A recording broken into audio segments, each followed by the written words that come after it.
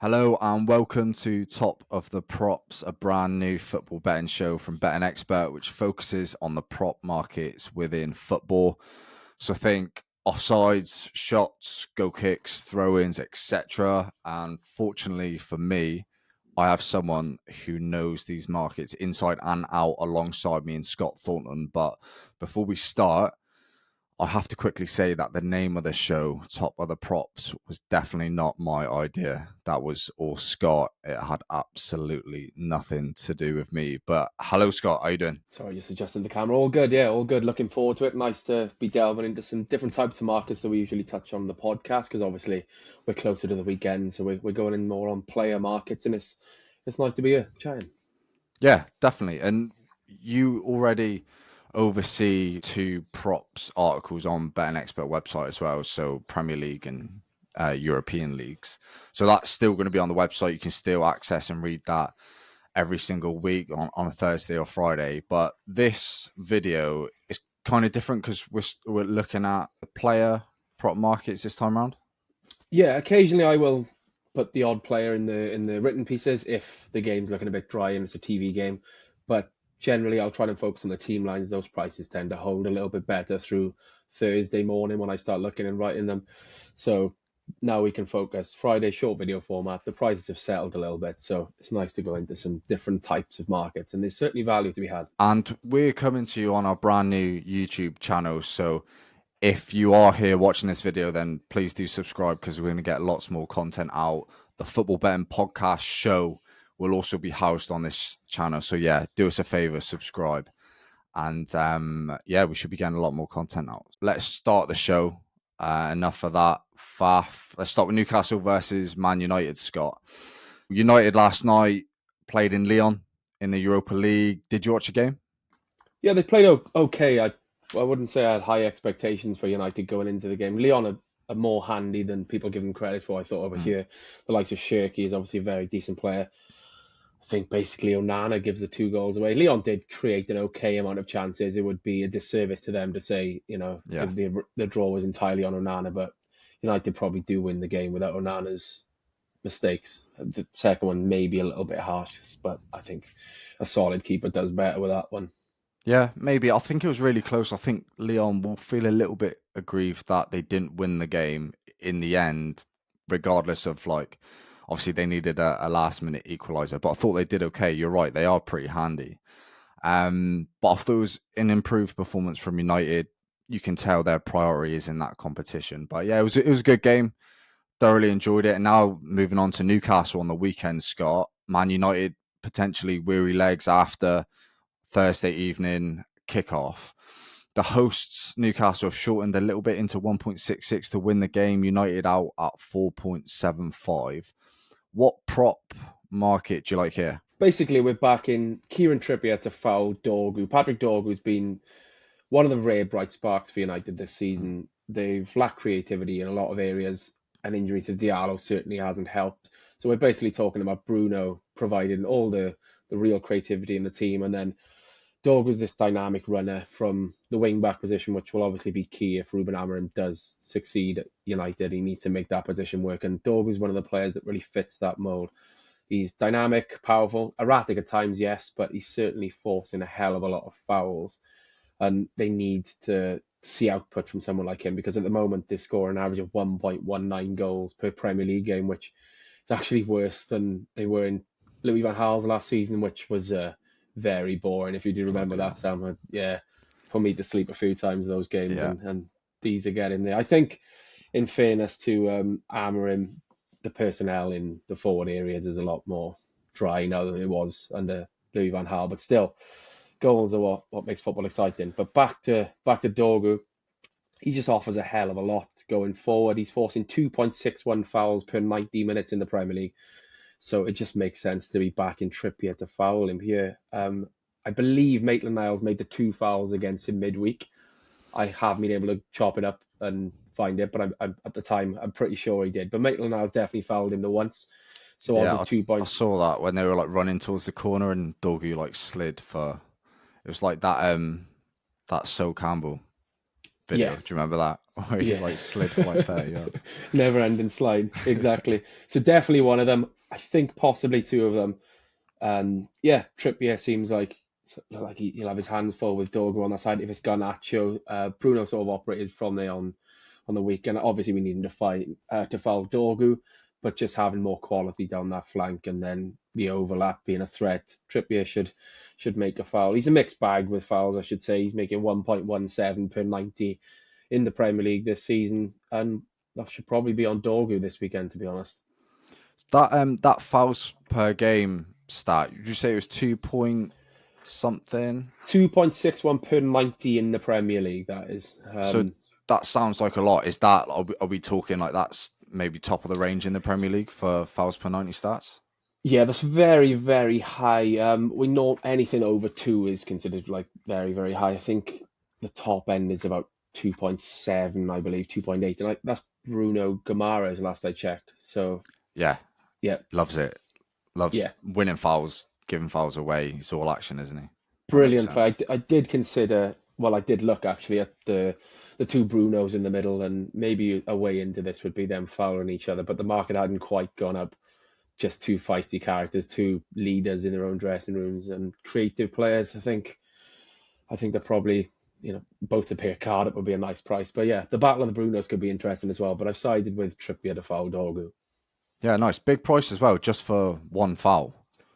Yeah, I'd like I say, it imagine. has to be on Dorgu, but he's by far the most likely candidate to be fouled anyway, and he's directly up against him, so it Hmm. makes complete sense. Okay, nice. I suppose I don't know if it would be a main concern, but obviously he's only 20 years old as well. I'm sure he'd be fine. But Thursday evening to Sunday afternoon game, maybe he's not up and down the wing, but he is athletic, 20 years old. Like he should be fine. He should be He's not fine. really had a run of games because of suspension and things like that as well, so he's not really played through the full patch since joining. He was out for quite a few games.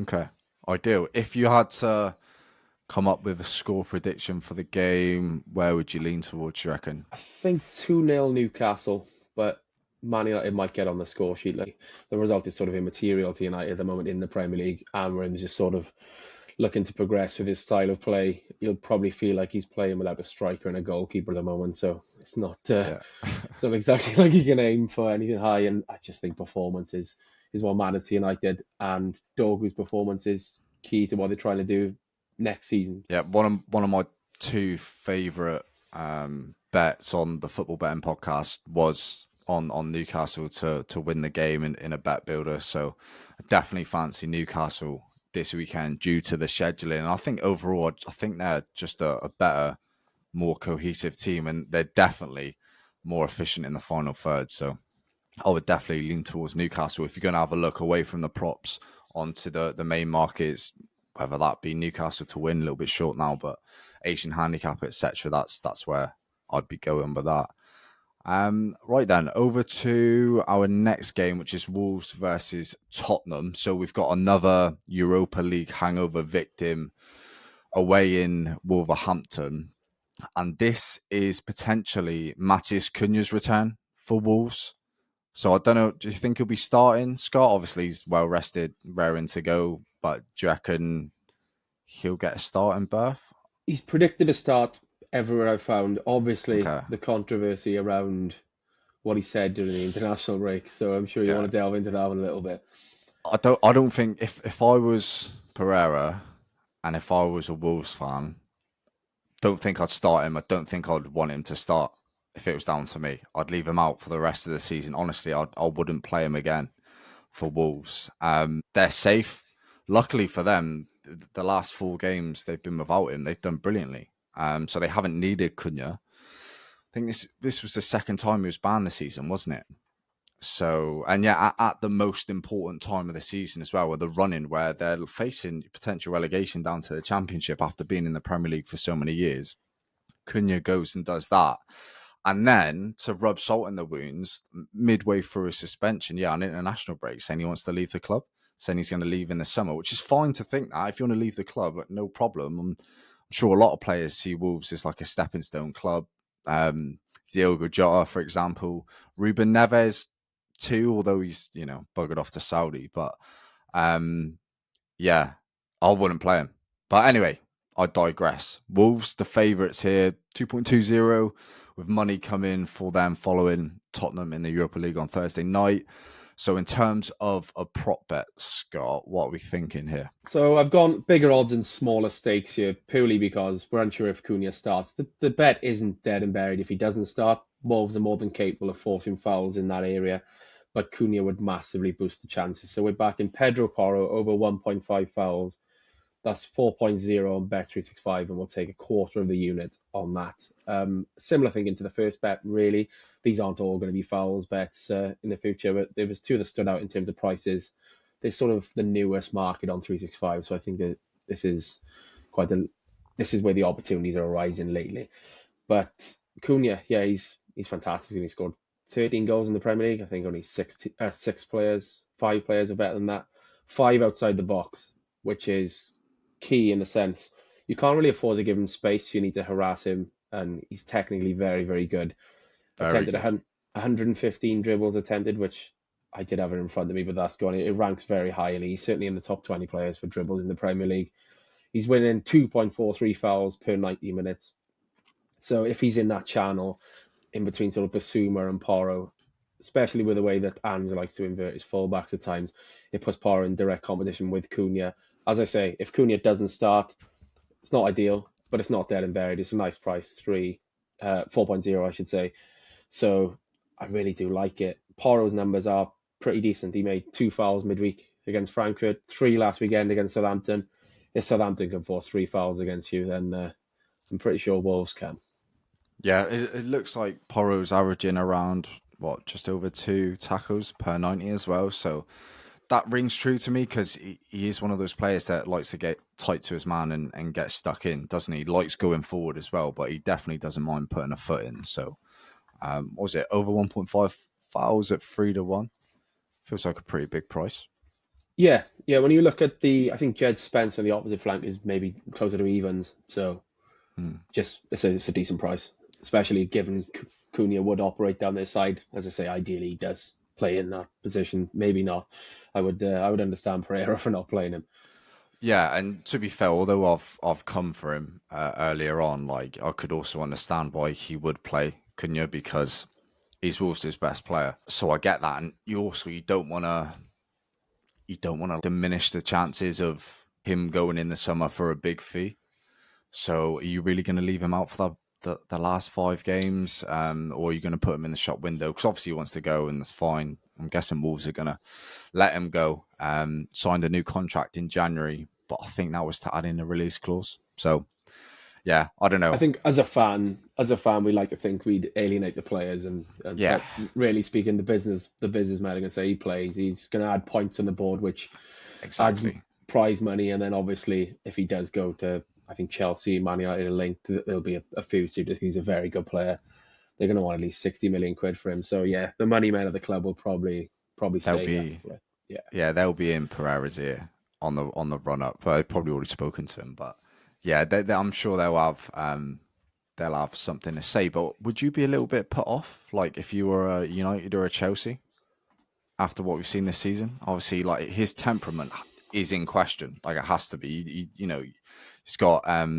I think it was 2 suspensions. I don't know if my memory's serving me correctly, but I think he was suspended twice this season. One of them against Ipswich, where he's like ripped the glasses off mate's face. Ipswich member of the backroom team at Ipswich. Yeah, is that a bit off-putting? I would say from a United and Chelsea point of view, they kind of lack fight within their squad, don't they, on a whole? So, okay, Yeah, it's not always positive, but then, you know, I think maybe players like Bruno Fernandes who are a bit feisty, those you need a couple of them in the squad, and it kind of drags everyone else up. So I wouldn't say it'd be off-putting, especially as he has the quality to back it up. Okay, not ideal for a few red cards here and there, but some of the greatest players in Premier League history have been Mavericks in that sense. So look, like whenever something like this comes up, I always compare to like Luis Suarez or Diego Costa. No, they're mental, really, but you just put up with it because it adds such a different level to your team that a lot of other players just doesn't add. Suarez was my absolute favourite for his just cheating and like just Horrible. stretching the rules. He was fantastic. He'd be diving 1 second, sticking the elbows in when the ref's not looking the other. Absolutely amazing Yeah, player. And that's before even getting into the proper incidents of Luis Suarez and biting. absolutely ridiculous footballer and bloke. But yeah, anyway, we'll move on. Next, we're going to go down to the south coast to the Vitality Stadium. Bournemouth versus Fulham. Bournemouth come into this in an interesting stretch of form, winless in their last 8 matches in all competitions. They've collected just 2 points from their last 6 Premier League games. Only Southampton and Leicester City have returned fewer points in that time frame than Bournemouth, which is really saying something. And in the other dressing room, in the away corner, with 48 points from 31 games, Fulham are just 5 points off equaling their biggest top flight points total ever. They got 53 points in 2008, 2009. So 5 shy of that. So they're in good form, had a brilliant season. Marco Silva continuously proving that he is the real deal, and Fulham are lucky to have him there. With Bournemouth faltering right now, is that coming into your thinking with whatever props selection you've come up with today? A little bit. Bournemouth are very set in their ways, let's say. They're probably a little bit better than their points tally says, me and you. Again, we've been harping on about Bournemouth for a long time. Their Yep, underlying data is exceptional, brilliant. but they're vulnerable. They don't finish their chances, and I just think the way that they play. So I touched quite a lot on this in the pod, but it just lends itself to frantic football, particularly in the wide areas. They're so direct when they win the ball, but they're so aggressive when they lose the ball. They have the lowest PPDA, so that's passes allowed per defensive action in the Premier League. They're just gung ho, and it's fantastic to watch. So kind of their form isn't great. They need to win here if they're gonna basically aim for Europe. I'm not even sure the full permutations with the amount of spaces that will qualify. I know we can have 11 teams in the European football from the Premier League, which is insane. So, but basically, you're looking to finish in that top 7, 8. Is it If 11? Is it? there can be 11 teams, Premier League teams in Europe next season maximum. That's that'd be ridiculous. Yeah, that would be absolutely ludicrous. So, but they've got to target 8th place, haven't they? Like the top Yeah. 8. And I think this, if they were to win against Fulham, who are a very, very good team, then they've got a chance. But if they don't, then it's probably over, to be honest. Again, I think the frantic nature of the game does kind of help. The fact that we're back in Adam Smith over 1.5 fouls. Again, he's not guaranteed to start here. He had a bit of an injury layoff. He's played the last 3 games, the last 2 at right back. So we want him at right back here. If he's not at right back, then get out of there. But the super sub thing on 365, sub on, play on, I believe they call it, comes into this Yeah. one very, very nicely. So Adam Smith made 4 fouls in 67 minutes last weekend. He was subbed off at James Hill. James Hill didn't make a foul off the bench last week, but Hill started the reverse fixture and made 2 fouls in that one. So that really does add some juice to it. Okay, James Hill didn't make one off the bench last time, but he's more than capable of coming off and making some fouls. With the super sub offer, this bet would have landed in 4 of Smith's last 6 games at right back.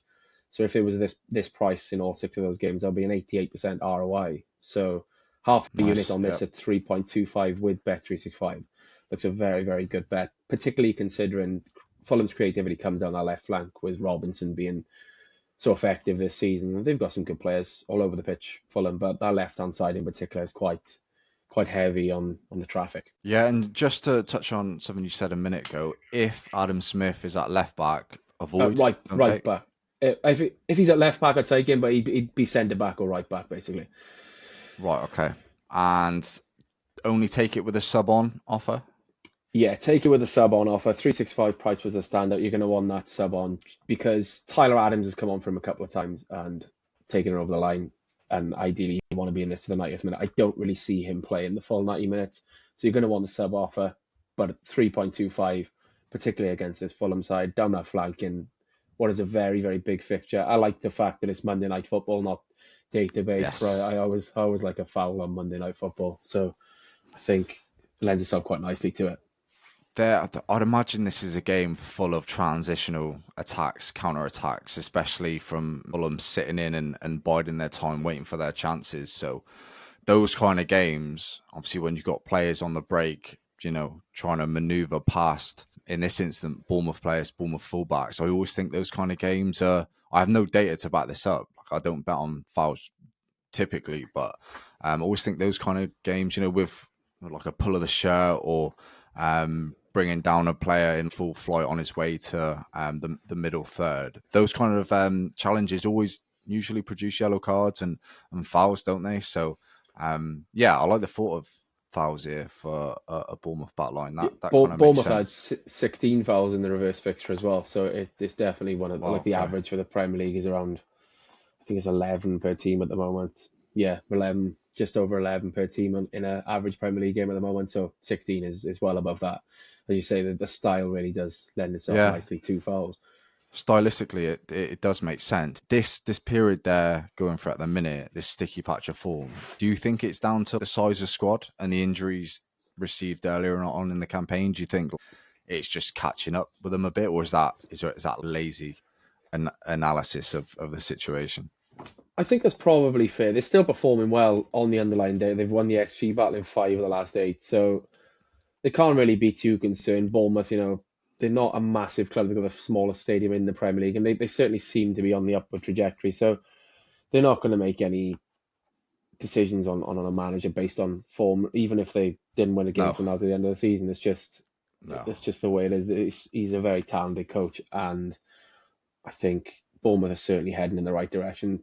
It's more important to just play well over the long term. So if they keep playing well, the recruitment is also pretty good. And yeah, this squad is quite thin, but if that recruitment stays good, then that'll quickly be remedied. So I'd be quite excited of the prospect of the future as a Bournemouth fan, to be honest.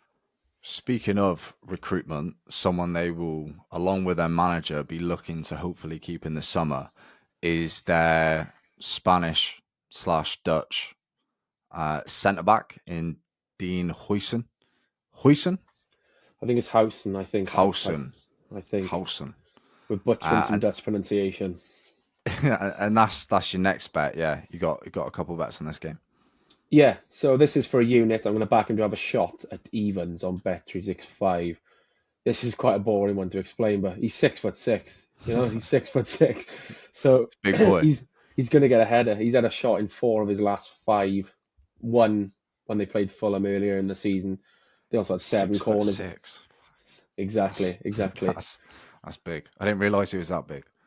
Yeah, even money to have anyone that's over sort of 6'4" to have a shot is pretty good in my book. 'Cause they're going to aim from off set pieces. They had Hmm. 7 corners in the reverse fixture, averaging just over 6 per home game this season. And the bit that added a bit more juice to this for me was at least one centre back against Fulham has had a shot in their last 6 Premier League games. So that's going to be Dean Huyson here. Isn't it? So It looks like Real Madrid are keen on him. yeah, yeah, Obviously, young Spanish. That makes sense to me. he's good with the ball at his feet. Yeah, Physically, obviously, very imposing.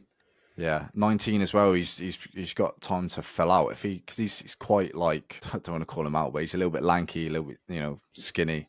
If he were to like fill out 6'6", 19, yeah, he's got a big future. Really tidy on the ball. I could see him go into a Madrid or a Barcelona. Especially with the way football's gone with sort of athleticism and physicality being so important. Real would really value that. Yeah, definitely. And they're a little bit light, aren't they, at centre back? I think at the minute, obviously got Rudiger, but after Rudiger, I think it's up in the air who takes that next centre back spot. Militao's injured at the minute, but I don't know. I've always kind of had my doubts around Militao. Some people might love him, but I'm not really sold. Especially, well, he's not at Rudiger's level for me anyway. Right. So we've also got a bet builder on this game as well. Yeah, Nice big this price one. bet builder. Yeah, we thought we'd have one bet builder just to get people in. Um, Tackles over 37.5 tackles, over 35.5 throws in this match, as well as our Huyson shot and Smith fouls. So that comes in at 11.0 on Bet365. We'll take that at zero point 0.1 units. The thinking behind this was described in the podcast really, but basically the tackles and the throws landed comfortably in the reverse fixture. 38 tackles and 51 throws. Even though those numbers are reversed, I'd probably side there being slightly more tackles than throws at the moment, but they're kind of related markets just in the sense with the general tackles happening in those wide areas and throw-ins come naturally from there. So we're combining our 2 player angles with that to get a headline bet builder, hopefully a bet builder winner on our first top of the props piece. That would be very nice. We're basically just banking on this game being quite frantic, quite exciting, lots of Hmm. counters, and engage in football. And they're all kind of related, to be honest. We just need to see an exciting game between two very good teams. Yeah, nice. Okay, well, so that wraps it up for today. Before I forget, Scott, I reckon we should keep some sort of profit and loss, and how was it in the description?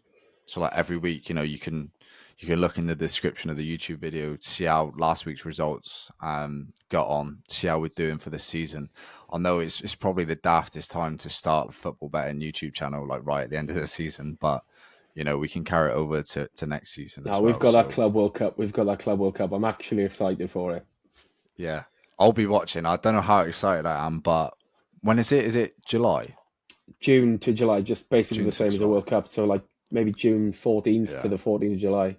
We'll These get to players still need June, July, holidays. and I'll be clucking for some football, so I'll definitely watch it. But I don't know how lofty my excitement levels are, but yeah, we'll be covering it regardless. I think the bookies will offer plenty of markets, and they'll quickly get us involved. Yeah, nice. But yeah, we'll track maybe we'll put the bets in the comments now every week, because obviously we've summarized them in the video. We'll put them in the description, and then people can see them there as well. Nice. Right. So quick recap, Scott, of your bets, and then we'll get out of here. Okay, so first one's on Sky Bet. Kieran Trippier to foul Patrick Dorgu at 2.38, 1 unit on. Next up, Wolves versus Tottenham. Pedro Porro over 1.5 fouls at 4.00 on Bet365. That's just a quarter of a unit. And then Bournemouth versus Fulham. Over 1.5 fouls for Adam Smith at 3.25 on Bet365. Half a unit. The same game, Dean Howson, butchered his pronunciation again, over 0.5 shots at evens on Bet365. 1 unit. And then the big bet builder, same game, over 37.5 tackles, over 35.5 throws, Hoyson shot, and Smith over 1.5 fouls at 11.0, 0.1 units on that. We will put them in the description. Lovely stuff. So if you are going to take any of these bets today on this show, please do make sure you gamble responsibly. We will be back, me and Scott, next Thursday, Friday. Maybe we'll look to do Thursday next week. I don't know. Whatever we can do. But we'll be back next week regardless. But yeah, until then, take care and see you next week.